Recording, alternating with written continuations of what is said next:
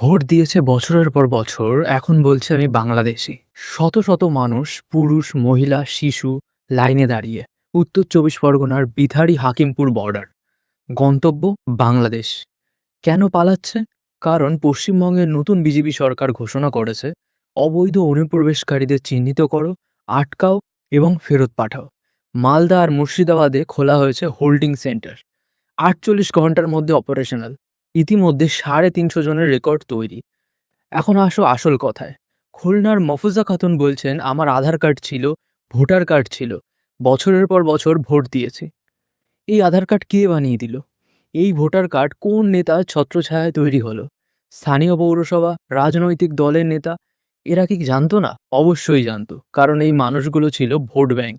ভোটের আগে রেশন, ভোটের আগে কার্ড, ভোটের আগে সুরক্ষা, আর ভোটের পরে নেতার পতাকা হাতে রাস্তায় মিছিল।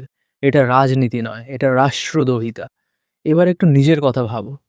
তুমি যে এই ভিডিওটা দেখছো, হয়তো একটা সরকারি চাকরির জন্য বছরের পর বছর পড়াশোনা করছো। হয়তো রেশনের লাইনে ঘন্টার পর ঘন্টা দাঁড়িয়েছো। হয়তো সরকারি হাসপাতালে বেড পাওনি। আর এই সময় কলকাতার নিউ টাউন, খড়দা, দমদম, ডানকুনি, মিডিয়াগুলোতে হাজার হাজার অবৈধ অনুপ্রবেশকারী কনস্ট্রাকশন সাইটে কাজ করছিল, হোটেলে কাজ করছিল, বাড়িতে কাজ করছিল।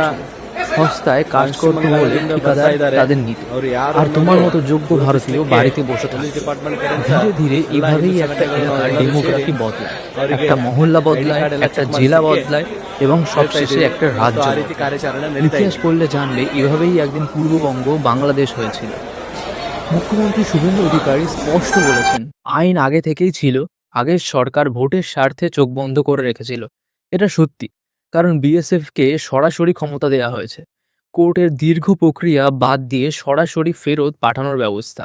কেউ কেউ বলছে এটা মানবাধিকার লঙ্ঘন। আমার প্রশ্ন, যখন একজন বাংলাদেশ নাগরিক ভারতের ভোটার তালিকায় নাম তোলে, সেটা কি মানবাধিকার লঙ্ঘন হয়?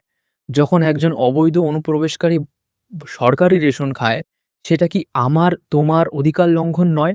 তাহলে সহানুভূতি কার জন্য? অনুপ্রবেশকারীর জন্য নাকি বঞ্চিত ভারতীয়দের জন্য?